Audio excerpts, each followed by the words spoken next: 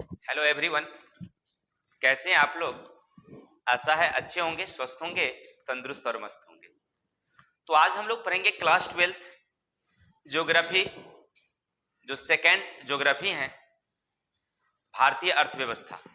इसके chapter number 1 जनसंख्या, वितरण, घनत्व, वृद्धि और संगठन। चैप्टर के जितने भी अति लघु उत्तरीय प्रश्न हैं, इसका हम लोग वर्णन देखेंगे, यानी एक एक क्वेश्चन को अच्छी तरह से समझने का प्रयास करेंगे। इससे पहले हमने इस पाठ का 2 वीडियो दिया था।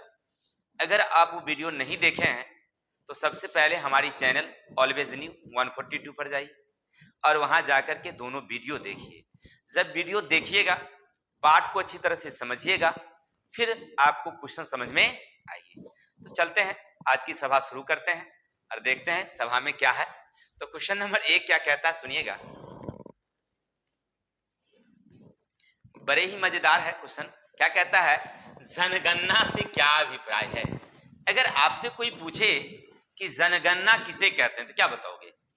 जनगणना का मतलब होता है लोगों की गिनती, यानी आप जहां रहते हैं वहां कितने लोग हैं, इसकी हम गिनती करते हैं, इसको कहते हैं जनगणना।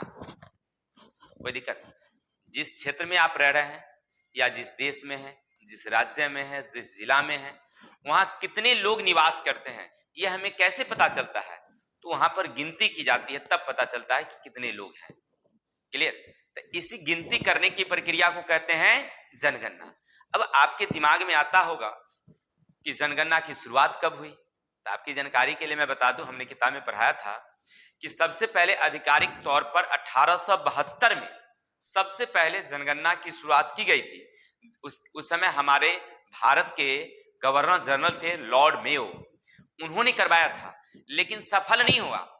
फिर हमने 1881 में सफल गिनती हमने किया था। उसके बाद हर 10 वर्ष के बाद हमारी गिनती होती है, यानी 10 वर्ष के बाद गिनती करवाई जाती है। उससे पता चलता है कि कितनी जनसंख्या वृद्धि हुई है और कितने उस क्षेत्र में लोग निवास कर रहे हैं। क्लियर। इतनी बात अगर जानकारी मिल गई तो आगे चलते हैं। क्वेश्चन नंबर 2 है, जनसंख्या संगठन किसे कहते हैं। देखिए, संगठन का मतलब होता है कि किसी काम को 2 या 2 से अधिक लोग मिलकर काम करते हैं, तो इसको कहते हैं संगठन। क्या कहते हैं, संगठन कहते हैं। और इसको प्रभावित कौन करता है, तो भौतिक कारक, सामाजिक कारक, सांस्कृतिक कारक और आर्थिक।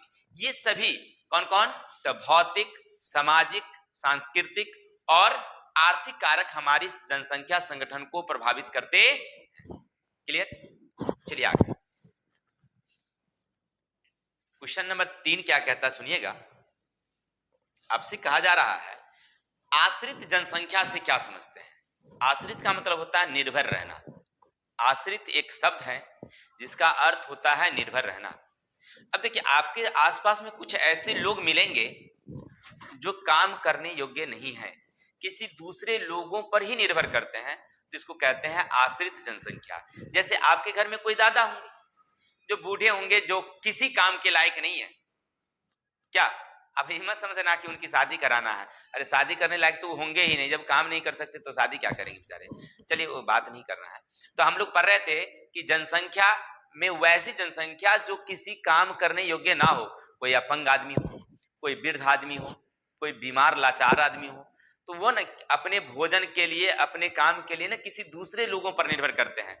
जब वो उनको भोजन देते हैं तो करते हैं, नहीं देते हैं नहीं करते हैं। तो ऐसी जनसंख्या कहलाती है आश्रित जनसंख्या। क्लियर। आश्रित समझ गए ना मेरे भाई। आश्रित का मतलब होता है निर्भर रहना। जब किसी काम पर हम लोग किसी चीज पर निर्भर रहते हैं ना, तो उसको आश्रित कहते हैं। जनसंख्या का मतलब लोग, जो लोग दूसरे पर निर्भर रहते हैं। समझ गए। चलते हैं क्वेश्चन नंबर 4। आगे क्या सुनिएगा क्वेश्चन।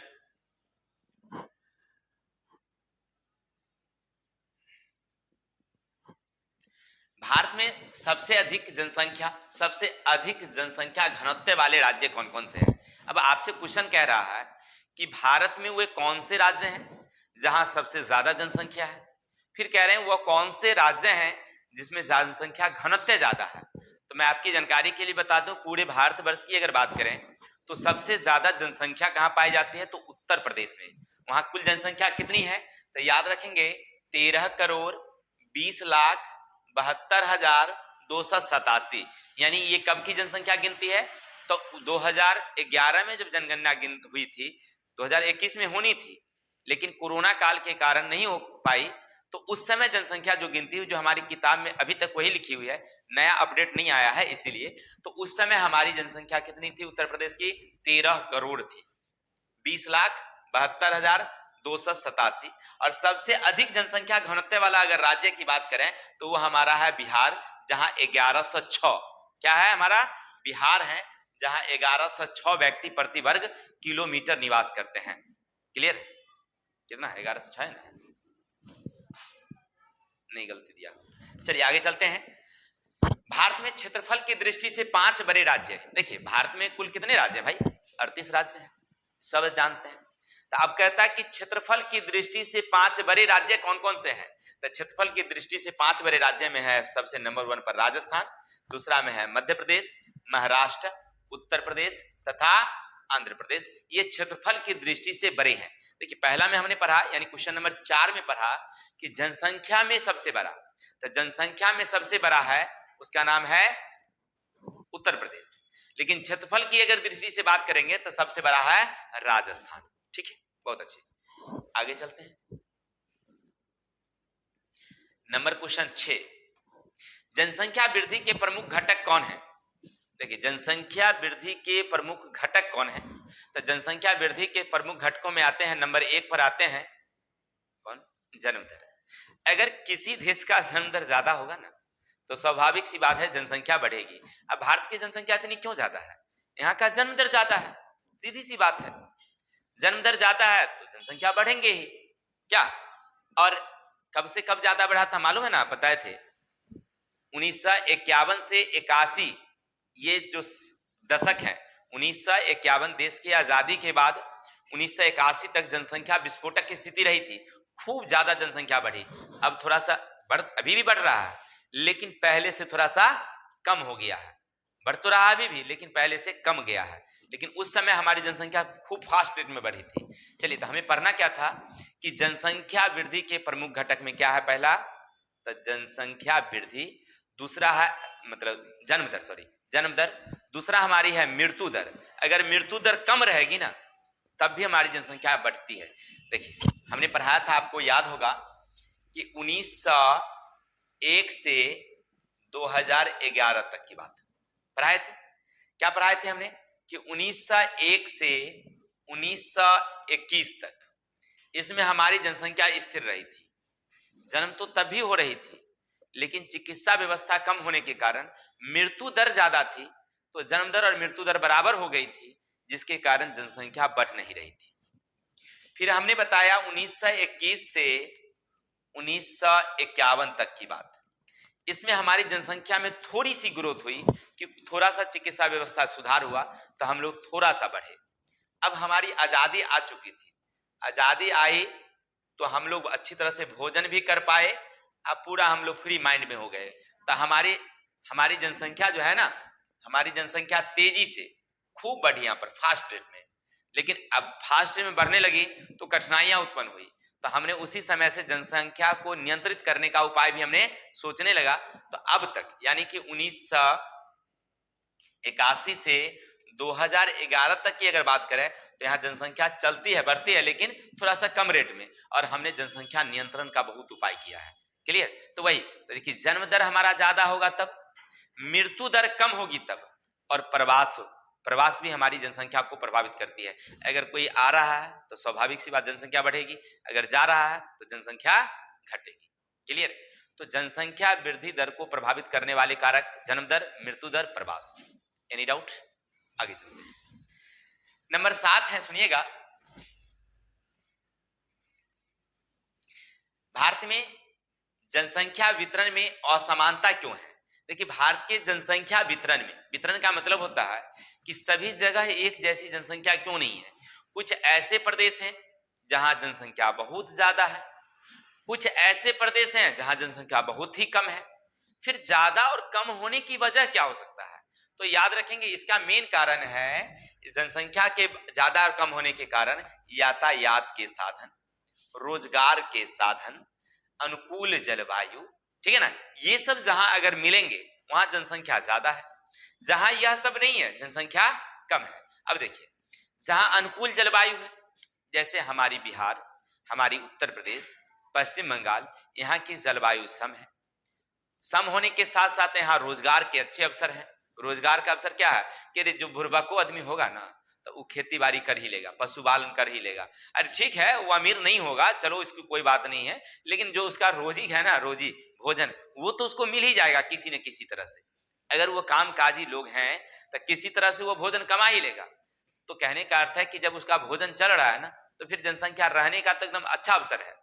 लेकिन जहां पर मान लीजिए अगर कृषि नहीं है, केवल उद्योग है, बड़े काम है, तो वहां पर छोटे लोगों को कोई काम नहीं मिलता है, तो वहां पर वो नहीं टिक पाता है।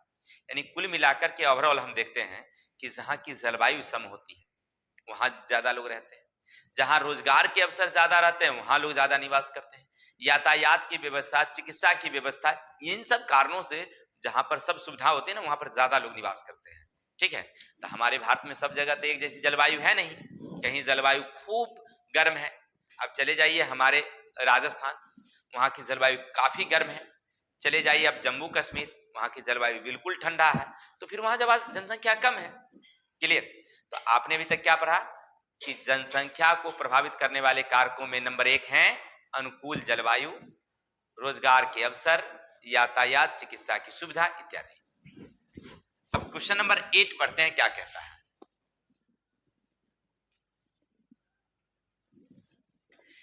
भारत की जनसंख्या के विभिन्न तत्वों में किस प्रकार विभिन्नता पाई जाती है। देखिए, भारत की जनसंख्या में किस तरह की विभिन्नताएं हैं। देखिए, जितने भी भारत की जनसंख्या है ना तो उसमें कुछ ना कुछ विभिन्नता देखने को मिलती है। क्या क्या मिलती है? तो यहाँ जाति की एक विभिन्नता है, भाषा की विभिन्नता है, सांस्कृतिक विभिन्नता है, बहुत तरह की विभिन्नता है। यानी कि यहाँ के लोग शैक्षणिक में अलग अलग प्रकार के होंगे, आपको जाति अलग अलग होगी, संस्कृति उनकी अलग अलग है, सामाजिक क्रियाकलाप अलग अलग प्रकार। मैंने कहने का अर्थ है कि भारत की जनसंख्या में अनेक प्रकार की विभिन्नताएं देखने को मिलती है। और उनमें कौन कौन मिलेगी आपको? तो जातीय विभिन्नता, सांस्कृतिक विभिन्नता, सामाजिक विभिन्नता इत्यादि आपको देखने को मिलेगी। ठीक है, समझे? विभिन्नता का मतलब अंतर, जाति जाति का अंतर मिलेगा, धर्म का अंतर है, बहुत तरह की बात है। चलिए आगे चलते हैं। भारत के 3 सर्वाधिक नगरीकृत राज्य, माने वैसे राज्य बताइए जिनमें ज्यादा जनसंख्या नगर में निवास करती है। भारत में तो नगर, ऐसा नहीं कि हमारे बिहार में नगर नहीं है, हमारे बिहार में बहुत सारे नगर हैं, पटना है, मुजफ्फरपुर है, भागलपुर है, बहुत सारे हैं। ठीक है, इसी तरह से दूसरे चले जाइए आप, पश्चिम बंगाल में जाइए, वहां भी नगर है। लेकिन कुछ ऐसे राज्य हैं जहां नगर में जनसंख्या ज्यादा है, वहां के नागरिक में ज्यादा नागरिक शहर में निवास करते हैं। तो ऐसे राज्य को बताना है, तो याद रखिएगा नंबर 1 पर आती है महाराष्ट्र। यहाँ की 38.7% लोग, 38.73% लोग नगर में निवास करती है। अब बिहार की बात करेंगे तो बिहार में मात्र 20% लोग शहर में निवास करती है, बाकी गांव में निवास करती है। समझ में आई बात? अब बिहार में 20%, अब महाराष्ट्र में 38%। वहीं दूसरा चलिए तमिलनाडु, वहां 34.20% लोग शहर में निवास करते हैं। पश्चिम बंगाल, वहां 27.39 लोग कहां रहते हैं? शहर में निवास करते हैं। ऐसे हमारे भारत में अगर ओवरऑल निकाला जाता है तो लगभग 20% ही लोग रहते हैं। बिहार में तो और कम में रहते होंगे। ठीक है, तो आप कौन कौन नाम रखेंगे? महाराष्ट्र, तमिलनाडु, पश्चिम बंगाल, ये 3 राज्य हैं, तमिलनाडु और पश्चिम बंगाल। तो ये 3 राज्य हैं जहां पर नगरीकृत जनसंख्या ज्यादा है, यानी शहर में रहने वाले लोगों की संख्या ज्यादा है। समझ में आ गई? चलते हैं नंबर 10।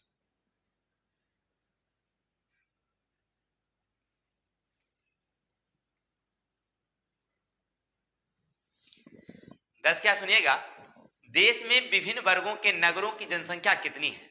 अब देखिए, आपसे पूछेगा कि देखिए हमारे भारत में नगर की कमी नहीं है, बहुत सारे नगर है, मेगा नगर नहीं है, लेकिन मिलियन सिटी तो बहुत सारे हैं, है ना। तो अब आपसे पूछ रहा है कि बताइए मेरे भाई कि हमारे भारत में नगरों को वर्गीकरण किया गया है, तो 1 लाख से अधिक वाला, 1 लाख वाला, 50,000 वाला, है ना, ऐसे शहर कितने हैं। अगर आपसे पूछे कि ऐसे शहर बताइए जो 1 लाख से ज्यादा जनसंख्या निवास करती है, उस शहर में उसकी संख्या कितनी है, टोटल 300। 300 ऐसे भारत में शहर हैं जिसमें 1 लाख से ज्यादा जनसंख्या, 2 लाख, 5 लाख, 25 लाख ऐसे निवास करते हैं। ठीक है।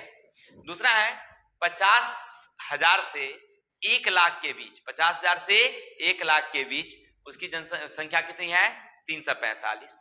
20 से 50,000 वाले कितने हैं? 947 शहर हैं जिनमें 20,000 से लेकर के 50,000 लोग निवास करते हैं। ऐसे ही आंकड़ा आपसे पूछेगा नहीं, आंकड़ा बिल्कुल उठपटांग सा क्वेश्चन है, ज्यादा पूछता नहीं, इसलिए ज्यादा ध्यान देने की जरूरत नहीं है। लेकिन फिर भी अगर कहीं पूछ दे आपसे तो याद रखेंगे 1 लाख से ज्यादा वाला शहर कितने हैं? 300। अब 50,000 वाला कितना? 345। 50,000 से कम वाला कितना? चलिए बहुत अच्छा। अब आगे चलेंगे। क्वेश्चन नंबर 11 क्या कहता है, सुनते हैं थोड़ा सा।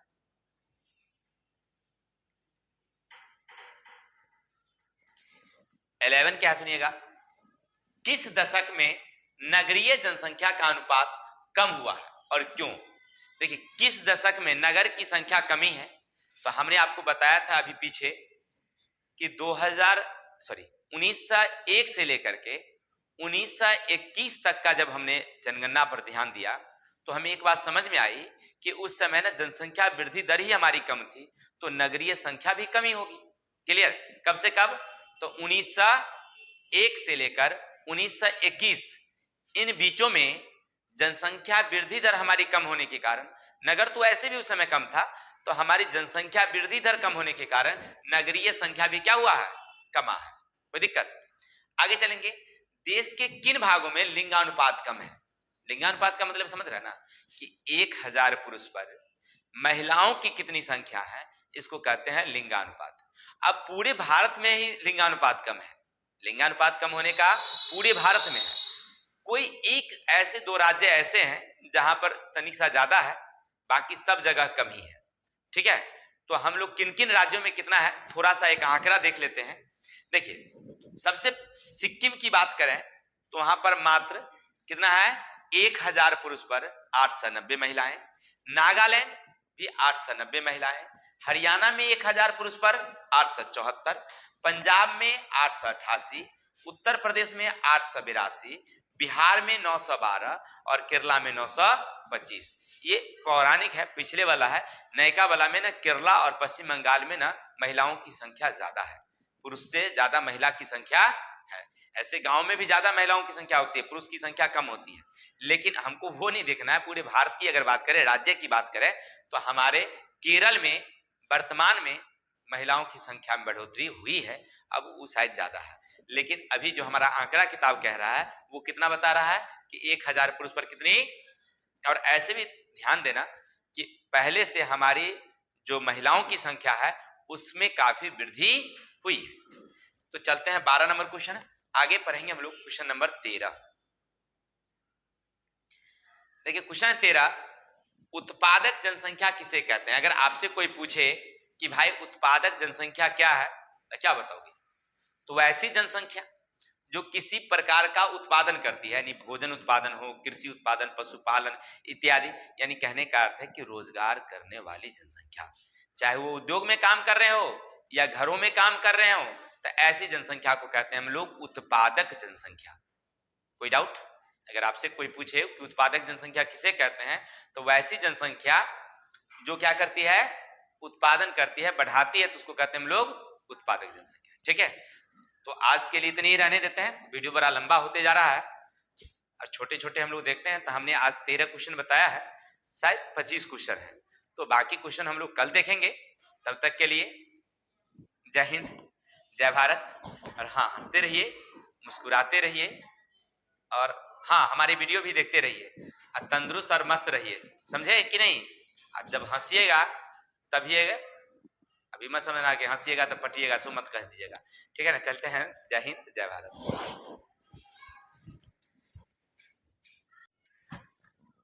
तो कल हम लोग 13 क्वेश्चन देख लिए थे, 14 क्या है सुनिएगा। सबसे अधिक जनसंख्या कौन सी प्रदेश की है? यानी कहने का अर्थ है आपसे ये पूछा जा रहा है कि अगर भारतवर्ष में आप रहते हैं तो ऐसे कौन से राज्य हैं जिसमें सबसे ज्यादा जनसंख्या है? तो जनसंख्या की दृष्टि से अगर देखा जाए तो सबसे नंबर 1 स्थान पर उत्तर प्रदेश है, दूसरे नंबर पर बिहार आती है और तीसरे नंबर पर पश्चिम बंगाल आती है। और सबसे कम अगर इनकी लेस्ट पॉपुलेटेड की अगर बात करें तो सबसे कम जनसंख्या सिक्किम की है। क्लियर? चलिए, बहुत अच्छा। ऐसे भी सिक्किम छोटा राज्य भी है और जनसंख्या भी वहां कम है। आगे हैं, लिंग अनुपात किसे कहते हैं? देखिए क्वेश्चन बड़ा ही मजेदार धमाकेदार क्वेश्चन पूछा है भाई, लिंग अनुपात। तो आप पहले भी पढ़ चुके हैं कि 1000 की जनसंख्या अगर पुरुष की है तो वहां कितनी महिलाएं निवास करती है, इसी को तो लिंग अनुपात कहते हैं। आपसे अगर पूछे कि लिंग अनुपात किसे कहते हैं तो 1000 पुरुष पर कितनी महिलाएं निवास करती है यानी रहती है, तो इसको क्या कहते हैं हम लोग? लिंग अनुपात कहते हैं। जैसे अगर अपने बिहार की बात करें तो 1000 पुरुष पर मात्र 912 महिलाएं हैं। वहीं केरल की बात करें तो 1000 पुरुष पर 925 महिलाएं हैं। तमिलनाडु की बात करें तो 960 महिलाएं हैं। ऐसे करके हर भारतवर्ष में अगर देखा जाता है तो पुरुष की संख्या ज्यादा और महिलाओं की संख्या कम है। तो इसको कहते हैं लिंगानुपात, कि कितने पुरुष कितनी महिलाएं और 1000 पुरुष पर कितनी महिलाएं। ठीक है, चलिए बहुत अच्छा। आगे है, सहभागिता दर से आप क्या समझते हैं? देखिए सहभागिता का मतलब होता है भाग लेना, यानी आप किसी काम में अगर भाग ले रहे हैं तो आपकी सहभागिता है। जैसे अगर हम मान लीजिए पढ़ा रहे हैं तो पढ़ाने के मामले में आप हमें किसी न किसी तरह से मदद करते हैं तो आपकी हमारी पढ़ाई में भागीदारी है। अगर हम खेती कर रहे हैं उसमें अगर आप हमारी सहयोग कर रहे हैं किसी मामले में तो वो हमारे लिए क्या है? भागीदारी है। वही कह रहा है कि सहभागिता का अर्थ है काम करने वाली संख्या। जब किसी क्षेत्र में कुल जनसंख्या काम करने वाली संख्या का भाग दिया जाता है तो उसे कहते हैं सहभागिता। यानी कहने का अर्थ है कि वहां की कितनी आबादी है और कौन कौन सी संख्या यानी कौन कौन आबादी काम कर रही है, यानी कितनी आबादी काम कर रही है जनसंख्या इतना, लेकिन इतना काम कर रहा है तो कुल में से इतना से भाग कर दो, बात खत्म। जैसे मान लो अपने बिहार राज्य की जनसंख्या अगर 30 करोड़ है, मात्र यहाँ 20 करोड़ ही आबादी अगर भाग ले रही है, डिवाइडिंग करो 1.5 आएंगे, ये हमारी सहभागिता है। Any problem? समझने में कोई दिक्कत? समझे? यानी कुल जनसंख्या में कामकाजी जनसंख्या से भाग दे दो तो जो डिवाइड करके निकलेगा वो हमारी क्या है? सहभागिता है। चलिए आगे चलते हैं। सन 2001 की जनगणना के अनुसार भारत के कुल कितने गांव थे और वे कौन कौन माने कितने बसे हुए थे, ये पूछ रहा है। सॉरी, अब 2001 की जब जनगणना हुई थी तो जनगणना के हिसाब से हमको पता चला कि 6,38,588 गांव हैं, जिनमें 5,93,731 गांव जो हैं वो बसे हुए थे। ठीक है ना? इतनी गांव थी, उनमें इतने गांव बसे हुए थे। कितना? तो 6,38,588 गांव में 5,93,731 गांव क्या थे? बसे हुए थे। आगे जनसंख्या संगठन में किन विषयों का अध्ययन किया जाता है? अगर आपसे कोई पूछे कि भाई हमारा बता जनसंख्या संगठन, तो जनसंख्या संगठन का मतलब हुआ कि वहां के लिंग, वहां की जाति, वहां के धर्म, वहां की आवास, आयु संरचना, लिंग, इन सारी बातों का जब अध्ययन करते हैं ना तो पूरा जनसंख्या संगठन। अभी आप जो चैप्टर पढ़े हैं चैप्टर का ही नाम है जनसंख्या संगठन। इसका मतलब आपने क्या समझा कि वहां कितनी जातियां, कितने लिंग, कितने धर्म, कितने संप्रदाय, कितने रोजगार करने वाले लोग, इन सारी बातों का तो पढ़ा है ना, अध्ययन किया है। तो यही तो जनसंख्या संगठन है। ठीक है, तो जनसंख्या संगठन में क्या अध्ययन करेंगे?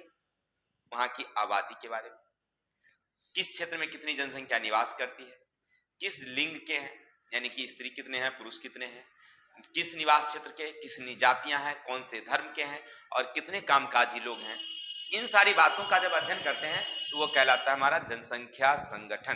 ठीक है, आगे देश की कुल जनसंख्या का 76% भाग कौन कौन से राज्य में है? यानी कहने का अर्थ है कि हमारे देश में अगर देखा जाए तो सभी जगह एक जैसे जनसंख्या निवास नहीं करती।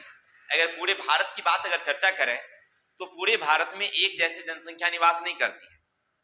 मात्र कुछ ऐसे राज्य हैं जहां उसकी जनसंख्या ज्यादा सीमित है, यानी देश का लगभग 76% जनसंख्या कुछ ही राज्यों में सीमित है। मात्र 24% जो जनसंख्या रह जाती है वो देश के अन्य छोटे छोटे राज्यों में बिखरा हुआ है।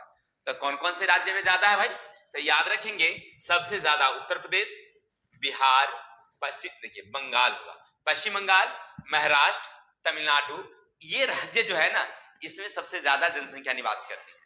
अब कम जनसंख्या वाले तो आप चलेंगे तो उधर 8 राज्य जो है, असम, मेघालय, मणिपुर, त्रिपुरा, नागालैंड, जम्मू कश्मीर, हिमाचल प्रदेश, लद्दाख, अंडमान निकोबार, लक्षद्वीप, ये सब जो हमारे है ना, उसमें कम जनसंख्या निवास करते हैं। भारत में तो 28 राज्य, 8 केंद्र शासित, लेकिन कुछ राज्य में ही ज्यादा जनसंख्या निवास करती है। यानी देश की आबादी का 76% इन्हीं छोटे राज्यों में आ जाता है, बाकी शेष छोटे छोटे राज्य में, जिनमें कौन कौन प्रमुख राज्य हैं?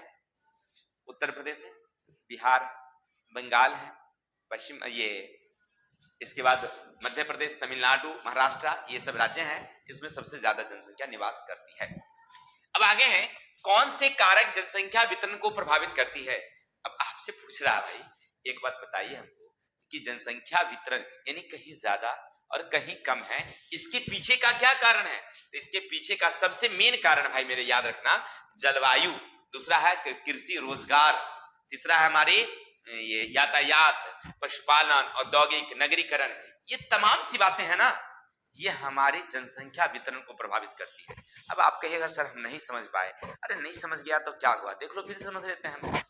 जनसंख्या कहाँ ज्यादा कहाँ कम निवास करती है? तो जहां की आबादी ना, यानी सॉरी, जहां की जलवायु सम होगी वहां आबादी अच्छा होगा। जहां की जलवायु भी सम होगी, यानी कहीं गर्मी ज्यादा होगा या ठंडा जहां ज्यादा होगा वहां आबादी कम होगी, नंबर 1 कंडीशन। दूसरा, जहां रोजगार के साधन होंगे, यानी जहां कृषि, पशुपालन, उद्योग, खनन, अगर ये सब ज्यादा होंगे वहां भी जनसंख्या ज्यादा निवास करती है। तीसरा है, जहां आपको मिलेंगे नगरीकरण, नगर ज्यादा होगी वहां ज्यादा जनसंख्या निवास करती है, जहां नगर नहीं है वहां जनसंख्या कम निवास करती है। तो ये सब हमारे मेन कारण है जनसंख्या वितरण को प्रभावित करने वाले कारकों में। अब आगे चलो क्या, चलिए आगे।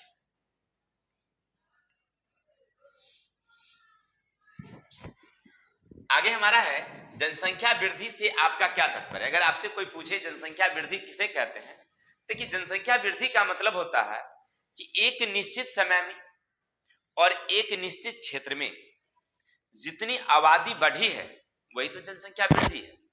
इसको हमने आपको समझाया था। देखिए, मान लीजिए अगर हमारी जिला ये है, जिला उसका एक बाउंड्री लाइन होती है ना जिला का, कि यहां से यहां तक जिला हमारा समस्तीपुर होगी, यहाँ से दरभंगा होगी, यहाँ से खगड़िया होगी, मान लीजिए। तो इस जिला के अंदर एक वर्ष यानी हमने 1990 में जब गिनती किया तो हमें पता चला कि मात्र 5000 जनसंख्या है।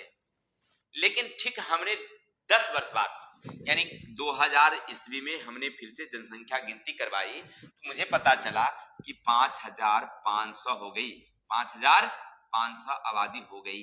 इसका क्या मतलब आपने समझा कि पहले 5000 थी, अब 5500 है। ये 10 वर्षों में यहाँ की वृद्धि कितनी है? 500। यही तो जनसंख्या वृद्धि है। चाहे वो देश का स्तर पर गिनती करिए, एक वर्ष में गिनती करिए, उससे हमको मतलब नहीं है। मतलब है जनसंख्या वृद्धि यानी कि एक निश्चित समय अंतराल में एक निश्चित जगह में जितनी आबादी बढ़ती है वो वहां की जनसंख्या वृद्धि कहलाती। आशा आप समझ गए होंगे अच्छे से। अच्छा, ऐसे भी आप लोग होशियार आदमी है, कहने की कोई जरूरत है नहीं। और ये सब कोई क्वेश्चन को पूछा ही वाला बच्चा वाला है। जनसंख्या वृद्धि के 2 घटक बताइए। अब देखिए, जनसंख्या वृद्धि के अगर आपसे कोई घटक पूछे तो किसके कारण जनसंख्या वृद्धि है, तो जनसंख्या वृद्धि तो मूल रूप से होता है जन्म दर। अगर मान लीजिए कहीं बच्चा अगर ज्यादा हो रहा हो, जन्म दर अगर ज्यादा हो तो स्वाभाविक सी बात ना है कि भाई जनसंख्या बढ़ेगी। नहीं, अगर मान लीजिए हमारे गांव के लोग हर लोग 10-20 को रोज देना जन्म देना शुरू कर दे। अरे एक आदमी की बात नहीं कर रहे हैं, गांव की बात कर रहे हैं यार। तू लोग समझ जाता है कि एक आदमी 10-20 को कैसे देगा रोज, बाकरई थोड़ी है जी। चलिए है किताब को, तू लोग उल्टा समझ जाता है। चलो, तो हम बता रहे थे कि मान लीजिए पूरे गांव में 10 रोज लोग बच्चे जन्म देना शुरू कर दे, अब आबादी धीरे धीरे क्या हो जाएगी, बढ़ जाएगी। मृत्यु दर अगर कम जाए तो आबादी बढ़ जाएगी, लेकिन अगर मृत्यु दर मान लो अगर ज्यादा हो जाएगा तो स्वाभाविक सी बात है कि जितना बच्चा जन्म देगा उससे ज्यादा अगर मरने लगे तो जनसंख्या कमेगी। और तीसरा है प्रवास। प्रवास के कारण भी हमारी आबादी में वृद्धि या कमौती होता है कि नहीं। तो जनसंख्या वृद्धि के घटक कौन कौन? जन्म दर, मृत्यु दर और प्रवास। ठीक है। हाँ, तू लोग ध्यान रखना, तू लोग नहीं बढ़ा देना जल्दी जल्दी में। चलिए आगे चलते हैं। कौन से राज्य में कृषकों की संख्या सब, देखिए अब क्वेश्चन क्या है, कौन से ऐसे राज्य हैं जहां कृषक मतलब कि लोग ज्यादा खेती बाड़ी पर निर्भर करते हैं। कृषक उसी को ना कहेंगे जी जो कृषि है पशुपालन में। तो हमारे भारतवर्ष में अगर चलेगा ना मेरे भाई, तो सबसे ज्यादा हिमाचल प्रदेश और नागालैंड में सबसे ज्यादा कृषक है। अब आपके दिमाग में एक शब्द आता होगा कि सर जी तो हमारा बिहार तो कृषि प्रधान देश है, तो फिर हमारा बिहार में काहे नहीं नाम आया। तो देखो बिहार इसलिए नहीं आया इसमें कि बिहार में कृषि प्रधान है, लेकिन ज्यादा लोग कृषि के अलावा और अन्य भी रोजगार करते हैं। लेकिन हिमाचल प्रदेश चले जाइए, नागालैंड चले जाइए, वहां के अधिकांश 99% लोग ना कृषि ही करते हैं। मैंने सबसे ज्यादा लोग वहां पर कृषक है, इसीलिए उसका नाम रखा गया है कि भाई सबसे ज्यादा, यानी हिमाचल प्रदेश और नागालैंड के लोग सबसे ज्यादा कृषि कार्य में लगे हुए हैं। आगे मुख्य श्रमिक की परिभाषित कीजिए। मैंने मुख्य श्रमिक किसको कहते हैं, तो हमने बताया था श्रमिक के आधार पर 3 भागों में। तो यहाँ मुख्य श्रमिक का मतलब हुआ वैसे श्रमिक जो साल में कम से कम 183 दिन खेती करते हैं। मुख्य श्रमिक में कौन आएंगे, जो 183 दिन मुख्य रूप से काम करते हैं, जिनको रोजगार मिलता है, तो उसको कहते हैं मुख्य श्रमिक। कितना दिन, साल में 183 दिन। अब आगे सीमांत श्रमिक से आप क्या राय रखते हैं, यानी सीमांत का मतलब हुआ 183 से कम दिन काम तो करते हैं, लेकिन 183 से कम दिन काम करेंगे तो उसको क्या बोलेंगे हम लोग, सीमांत श्रमिक। ठीक है। देखिए ये सब क्वेश्चन कोई ज्यादा मजेदार क्वेश्चन नहीं था, बहुआ वाला क्वेश्चन था, आप लोग पढ़ लिए होंगे, सीख लिए होंगे। तो आज के इतनी 25 क्वेश्चन था। तो हम लोग कल मिलेंगे नेक्स्ट वीडियो के साथ, तब तक के लिए जय हिंद जय भारत।